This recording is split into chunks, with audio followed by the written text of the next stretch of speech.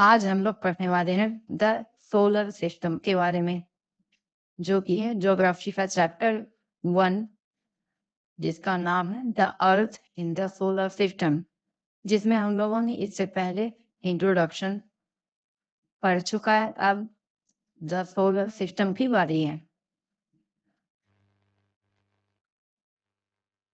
तो the solar system में कहा जाता है the sun, 8 planets, satellite and some other celestial bodies known as asteroid and meteoroid from the solar system। अब कहा जा रहा है सोलर सिस्टम में जो हमें सन दिखाई देते हैं, या आपको जो 8 प्लेनेट्स दिखाई देते हैं, सैटेलाइट्स दिखाई देते हैं, और भी अलग से जो सेलेस्टियल बॉडीज दिखाई देती है, इन सभी को हम लोग एस्टेरॉयड या मीटेरॉयड के नाम से भी जानते हैं। We often call it a solar family with the sun as its head। अब कहा जा रहा है हम लोग अक्सर इन सभी को सोलर फैमिली भी कहते हैं, और इनमें सूर्य को मुखिया कहा जा रहा है। अब इसके बाद कहा जाता है डू यू नो, क्या आप जानते हैं, Sol in Roman mythology is sun god. Solar means related to the sun. अब कहा जा रहा है ये जो सोल है, सोल रोमन मैथोलॉजी मतलब वहाँ जो आस्था को माना जाता है, इसमें सोल का अर्थ होता है सूर्य देवता। Solar means related to the sun. अब सोलर का मतलब होता है जो सूर्य से मिलता जुलता हो। The family of the sir therefore called the solar system. अब कहा जा रहा है द फैमिली ऑफ द सन, यानी कि जो परिवार है सूर्य के, जिसमें आपको प्लेनेट्स देखने को मिलते हैं, सैटेलाइट देखने को मिलते हैं, इसे सोलर सिस्टम कहा जा रहा है। ये पूरे परिवार जो मिलकर बने होते हैं सन से, प्लेनेट से, सैटेलाइट से। अब इसके बाद यहाँ आपको देखने को मिल रहा है कि सन के चारों ओर जो चक्कर लगाते हैं प्लेनेट्स, वो देखने को मिल रहे हैं, जिसमें सबसे करीब में मरकरी है, फिर इसके बाद वीनस देखने को मिल रहा है, फिर इसके पश्चात अर्थ है, फिर इसके बाद आपको मार्स देखने को मिलता है, और ठीक उसके बाद ही आपको देखने को मिलता है एस्ट्रॉयड बेल्ट, और उसके पश्चात जुपिटर, सैटर्न, फिर उसके बाद यूरेनस, फिर नेपच्यून, और फिर इसके बाद आता है प्लूटो, जिसे कि पहले प्लेनेट माना जाता था, लेकिन अब इसे डॉर्फ ही माना जाता है।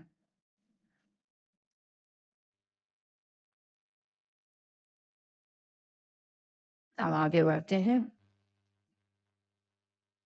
The sun is in the center of the solar system. It is huge and made up of extreme hot gases।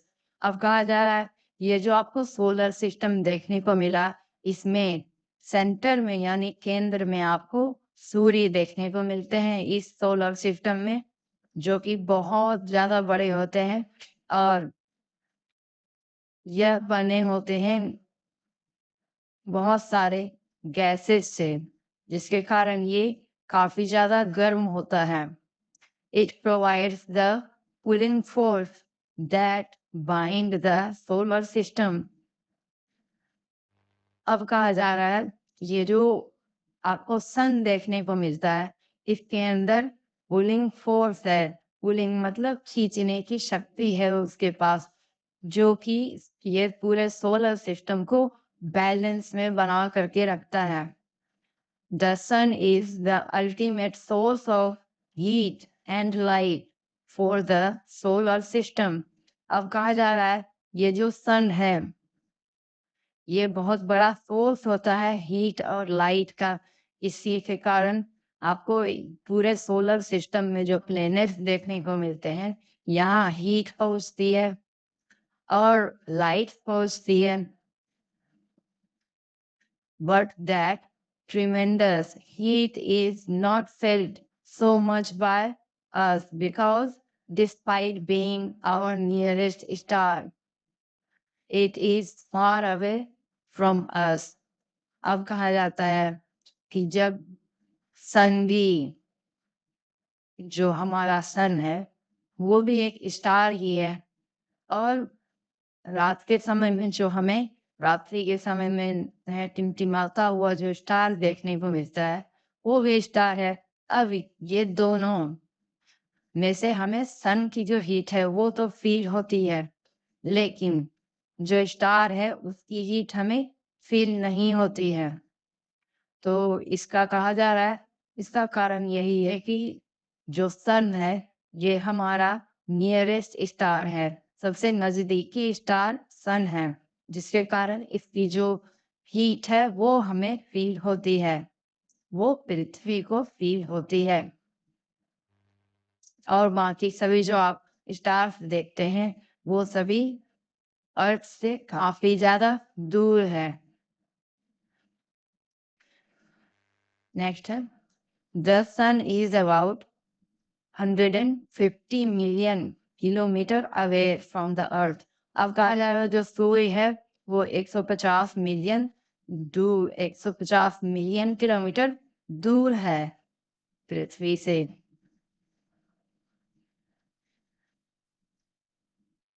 और फिर इसके बाद यहाँ कहा जा रहा है there are 8 planets in our solar system in order of their distance from the sun. They are Mercury, Venus, Earth, Mars, Jupiter, Saturn, Uranus and Neptune. अब कहा जा रहा है यहाँ आपको सोलर सिस्टम में पूरे 8 प्लैनेट्स देखने को मिलते हैं जो कि Mercury, Venus, Earth, Mars, Jupiter, Saturn, Uranus, Neptune है। An easy way to memorize the name of the planets in order of their distance from the sun is।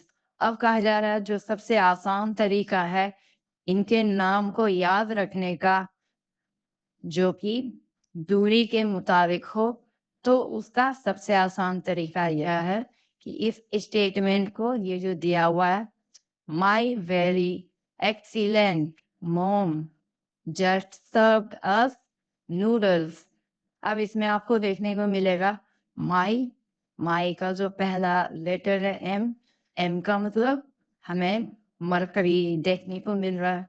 फिर इसके बाद वेरी, वेरी का जो पहला लेटर है उसका मतलब वीनस।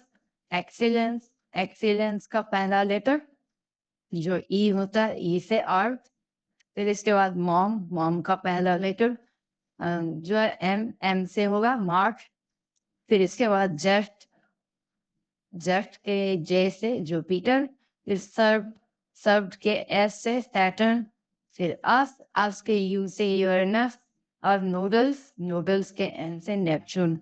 इस तरह से आप एक सेंटेंस के द्वारा पूरे के पूरे 8 प्लैनेट्स के नाम याद रख सकते हैं।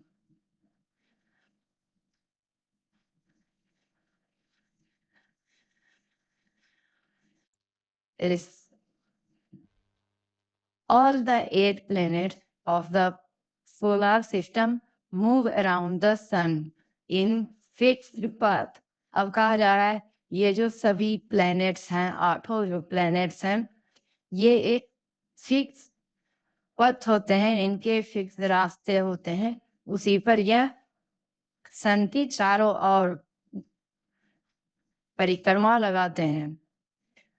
These paths are elongated they are called orbits.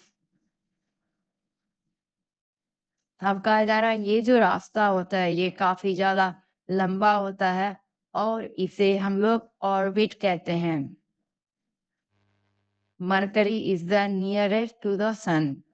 It takes only about 88 days to complete one round along its orbit. अब कहा जा रहा है जो मरकरी है सन के सबसे नजदीक है, सन के सबसे नजदीकी प्लैनेट्स में से एक है और इसे सिर्फ 88 दिन का समय लगता है सन के चारों ओर चक्कर लगाने में। Venus is considered as Earth's twin because its size and shape are very much similar to that of the Earth. अब कहा जा रहा है वीनस जो है वीनस अर्थ का ट्विन कहा जाता है, अर्थ का जुड़वा भाई कहा जाता है। इसका कारण यह है कि वीनस का साइज और शेप ये काफी ज्यादा सिमिलर है, काफी ज्यादा मैच करता है अर्थ से।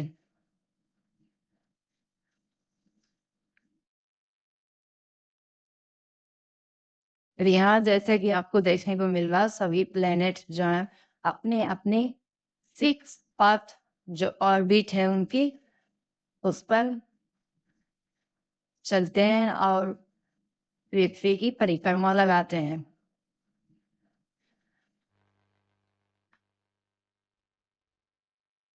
अब कहा जा रहा है कि recently August 2006 Pluto was also considered a planet. However, in a meeting of the International Astronomical Union, a decision was taken that Pluto, like other celestial objects discovered in recent past, may be old dwarf planets. अब कहा जा रहा है 2006 तक जो है Pluto को consider किया जाता था प्लेनेट के तौर पर, लेकिन इंटरनेशनल एस्ट्रोनॉमिकल यूनियन की एक मीटिंग बैठती है और फिर इसके बाद यह डिसीजन लिया जाता है कि प्लूटो को एक सेलेस्टियल बॉडीज के तौर पर माना जाएगा और इसे ड्वार्फ प्लेनेट कहा जाएगा। अब इसे अदर प्लेनेट के तरह नहीं माना गया, इसका कारण था कि इसकी जो साइज है वो काफी छोटी थी।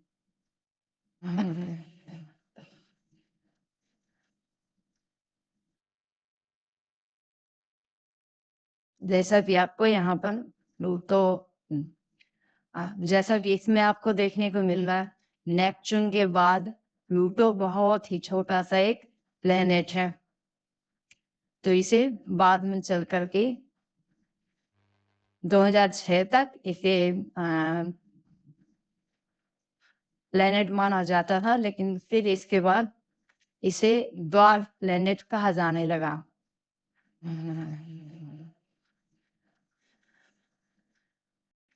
Humans have always been fascinated gazing at the night sky. अब कहा जा रहा है मनुष्यों की भी काफी दिलचस्पी होती है ब्रह्मांड में मौजूद तारों को देखना, तारों की हलचल को देखना, इस पर अध्ययन करना। Those who study the celestial body and their movements are called astronomers. अब कहा जा रहा है जो लोग तारों को देखते हैं, इस पर स्टडी करते हैं और इसके अलावा और अलग अलग जो सेलेस्टियल बॉडीज हैं इन्हें देखते हैं, इनकी मूवमेंट को कैच करते हैं, इसे एस्ट्रोनॉमर्स कहा जाता है। Aryabhata was a famous astronomer of ancient India. अब कहा जाता है आर्यभट्ट जो है वो आर्यभट्ट जो थे उन्हें प्राचीन भारत का काफी प्रसिद्ध एस्ट्रोनॉमर कहा जाता है। He said that the moon and the planet shine due to reflected sunlight. उन्होंने ही कहा था कि जो मून है और अदर प्लैनेट्स हैं उनकी खुद की शाइन नहीं होती है, ये शाइन करते हैं सनलाइट की रिफ्लेक्शन के द्वारा। सनलाइट जो है उस प्लेनेट पर पड़ती है तो उसके कारण ये भी चमकते हैं। Today, astronomers all over the world are busy exploring the universe. कहा जाए वर्तमान समय में एस्ट्रोनॉमर्स जो हैं वो काफी ज्यादा बिजी हैं यूनिवर्स में, ब्रह्मांड में मौजूद और भी आपको जो प्लैनेट्स देखने को मिलते हैं, जो स्टार्स हैं, उसे एक्सप्लोर करने में।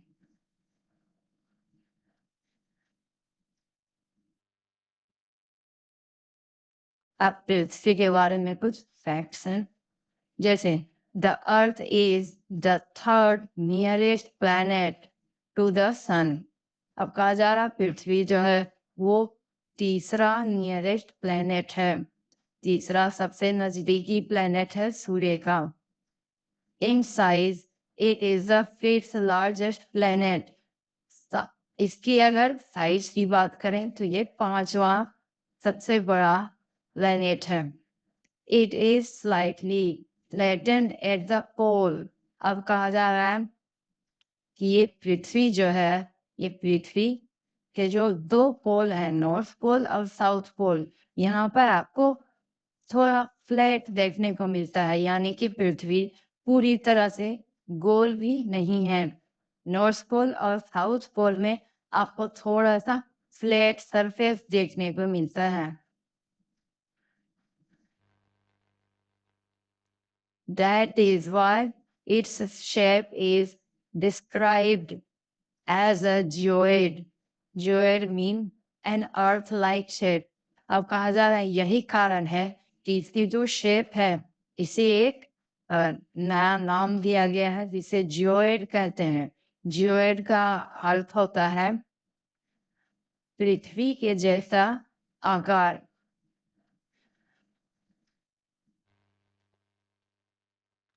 Conditions favorable to support life are probably found on the earth। अब कहा जा रहा है पृथ्वी के ऊपर जो आपको कंडीशंस देखने को मिलते हैं, पृथ्वी के ऊपर जो आपको वातावरण, जलवायु देखने को मिलता है, यह हमारी लाइफ को सपोर्ट करता है। यह हमारी जो जीवन है इसे सपोर्ट करता है, इसके लिए काफी ज्यादा फेवरेबल कंडीशन प्रोवाइड करवाता है। The earth is neither too hot nor too cold। अब कहा जा रहा है पृथ्वी जो है ये ना तो काफी ज्यादा गर्म है और ना ही काफी ज्यादा ठंडा है। It has water and air which are very essential for our survival। अब कहा जा रहा है यही कारण है कि यहाँ पर आपको आसानी से हवा और जल मिल जाता है, जिसके कारण हमारी जो लाइफ है, हमारी जो जीवन है, इससे सरवाइव करना आसान हो जाता है पृथ्वी पर। The air has life supporting gases like oxygen। Because of these reasons, the earth is a unique planet in the solar system। अब कहा जा रहा लाइफ सपोर्ट करने के लिए जो हवा है इसमें आपको मौजूद ऑक्सीजन गैस भी देखने को मिलते हैं जो हमारी लाइफ को सपोर्ट करते हैं। बिकॉज यही कारण है कि पृथ्वी को यूनिक प्लैनेट कहा जाता है पूरे सोलर सिस्टम में।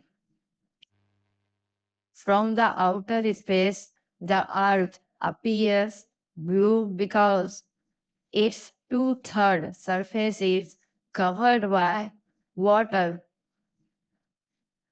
It is therefore called a blue planet। अब कहा जाता है कि जब पृथ्वी को स्पेस से देखा जाता है, काफी दूरी से देखा जाता है, तो पृथ्वी नीले रंग में दिखाई देता है, नीले कलर में दिखाई देता है। इसका कारण यह है कि जो जल है, जल से 2/3 यानी कि अप्रोक्सीमेटली आपको 70% जो है जल आपको देखने को मिलता है पूरे पृथ्वी पर, जिससे पूरा पृथ्वी कवर है। यही कारण है कि इसे ब्लू प्लेनेट भी कहा जाता है।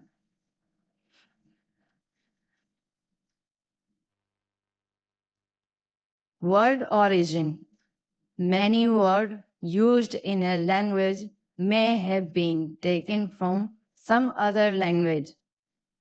अब कहा जा रहा है काफी ऐसे शब्द हैं जो किसी और लैंग्वेज से, किसी और भाषा से लिए गए हैं। Geography, for example, is an English word. अब कहा जा रहा है जैसे कि ज्योग्राफी जो है वो इंग्लिश वर्ड है। It has its origin in Greek, which relates to the description of the earth. अब कहा जा रहा है लेकिन इस शब्द का जो ओरिजिन है, इस शब्द का उद्गम जो हुआ है वो ग्रीक में हुआ है, जिसका मतलब होता है पृथ्वी, पृथ्वी के description. It is made of two Greek words, G meaning earth. अब इसमें कहा जाता है कि यह दो ग्रीक वर्ड से मिलकर बना है। इसमें जीई का अर्थ होता है, जीई का मीनिंग होता है अर्थ, और ग्राफिया का मतलब होता है writing, find out more about the earth, मतलब पृथ्वी के बारे में और भी लिखना और उसके बारे में खोज करना। अब नीचे आपको कुछ जियो दिया गया है। जियो में जैसे ही आप इन तीनों जो चीज दिए गए हैं, जियोलॉजी, मैट्री और ऑयड, इन सब को जोड़ेंगे तो इसका अलग अलग अर्थ होता है। जैसे जियो के साथ अगर हम लॉजी को जोड़ते हैं, जियोलॉजी करें, तो इसका अर्थ होता है पृथ्वी के बारे में अध्ययन करना। जियो के साथ अगर हम लोग मैट्री को जोड़ दें तो इसका अर्थ होता है पृथ्वी का मापन करना। फिर जियो के साथ OID यानी जियोड कर दें तो इसका मतलब होता है पृथ्वी की जो शेप है, पृथ्वी का जो आकार है उसे बताना। अब इसके बाद मून की बात करते हैं। Our Earth has only one satellite, that is the moon. अब कहा जा रहा है पृथ्वी के पास सिर्फ एक ही उपग्रह है और वह है moon. Its diameter is only 1/4 that of the earth. अब इसे कहा जाता है इसकी यानी मून की जो डायमीटर है वो सिर्फ 1/4 भाग है पृथ्वी की। It appears so big because it is nearer to our planet than other celestial bodies. अब कहा जा रहा है कि यह जो है हमें काफी ज्यादा बड़ी दिखाई देती है, जिसका कारण, और काफी सारे जो प्लैनेट्स हैं उनसे बड़ी दिखाई देती है, जिसका कारण है कि ये काफी नजदीक है। इसी कारण ये हमें जो मून है काफी ज्यादा बड़ी दिखाई देती है। और अदर जो सेलेस्टियल बॉडीज हैं वो हमें इससे छोटे दिखाई देते हैं। It is about 3,84,400 kilometre away from us. अभी इसे कहा जा रहा है कि यह पृथ्वी से 3,84,400 किलोमीटर दूर है। The moon moves around the earth in about 27 days. अब कहा जा रहा है जो चंद्रमा है यह हमारे पृथ्वी के चारों ओर एक चक्कर लगाने में 27 दिन का समय लगाता है।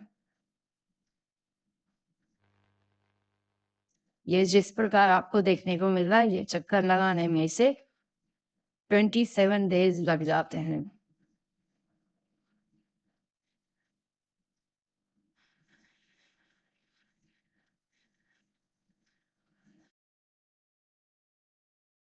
It takes exactly the same time to complete one spin.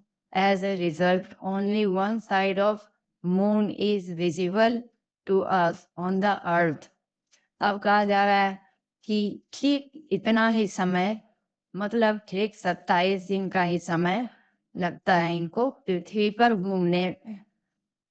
ठीक 27 दिन का ही समय लगता है चंद्रमा को अपने अक्ष पर घूमने में। The moon does not have conditions favorable for life. अब इसे कहा जाता है जीवन यापन के लिए यहाँ चंद्रमा पर आपको फेवरेबल कंडीशन देखने को नहीं मिलते हैं। यहाँ आपको जल का अभाव देखने को मिलता है, साथ ही ऑक्सीजन का भी अभाव होता है, एयर की कमी होती है। It has mountains, plains and depressions on its surface. अब कहा जा रहा है चंद्रमा पर आपको माउंटेन्स देखने को मिलते हैं, प्लेन्स देखने को मिलते हैं और डिप्रेशन मतलब जो गड्ढे होते हैं वो गड्ढे आपको देखने को मिलते हैं ऑन इट्स सरफेस, इनके आपको सतह पर। These cast shadow on the moon's surface. Look at the full moon and observe these shadows. अब कहा जा रहा है यहाँ जो आपको माउंटेन्स देखने को मिलते हैं, माउंटेन्स डिप्रेशन होते हैं, तो यहाँ पर आपको जब फुल मून का समय आता है तो पूरा का पूरा चंद्रमा हमें दिखाई देता है। तो उस समय अगर हम अच्छे से ऑब्जर्व करें और ध्यान से देखने की कोशिश करें तो हमें चंद्रमा के ऊपर माउंटेन्स के कारण जो शेडो दूसरी ओर बन जाती है वो हमें देखने को मिलती है।